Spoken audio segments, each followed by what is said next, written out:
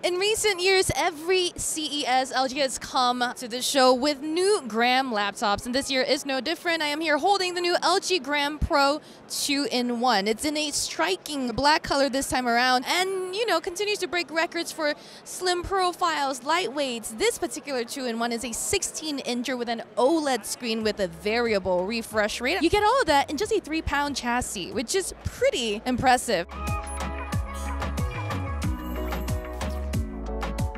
Now, of course, if you were looking to bicep curl this thing or shoulder press it, it's, not going to be much of a challenge, but you can do it. It's not difficult because this thing is so light and so thin. It's got a decent array of ports. You've got 2 USB-C, 2 USB-A, an HDMI, and a headphone jack, all for a profile of just about ½ an inch thick. In fact, it's actually 12.4 millimeters thick, which is about 4 millimeters slimmer than the last model. Oh, and the Pro name really comes because of all the upgrades it's made to the screen. But of course, the base model of the LG Gram Pro 2-in-1, which starts at $1499, will only have an IPS display. You need to shell out for that lovelier screen. Here at the event, when I was looking at the slides on the demo unit, the OLED obviously had deep inky blacks, really nice contrast, even under these lackluster convention lights. LG Grams, yes, they are very thin and light, but they can tend to exhibit some flex. This time around, it's got a bit of a sturdier body, that's for sure. I'm holding the 16-inch model. I think the 17-inch model,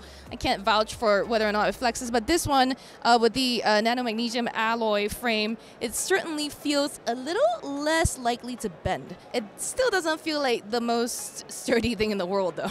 If you were a fan of LG's previous white color option, that may or may not be available this time around. The company is launching with the black variant first, and you can find it starting in February. Now, the 2-in-1 model also features LG's new stylus, which has been upgraded to be rechargeable, and it magnetically attaches to the laptop itself. It's also thinner than before. Sadly, it wasn't working here at the convention, so I couldn't test it out and tell you if the inking experience was very smooth and natural, but I can say that the touchpad and the keyboard are fairly responsive. I mean, usually on devices this thin, you don't get a lot of travel on the keyboard, but this is pretty expected. You have some depth, but not, ThinkPad levels. But at least you can press these down. I mean, what were you expecting for 12.4 millimeters thin?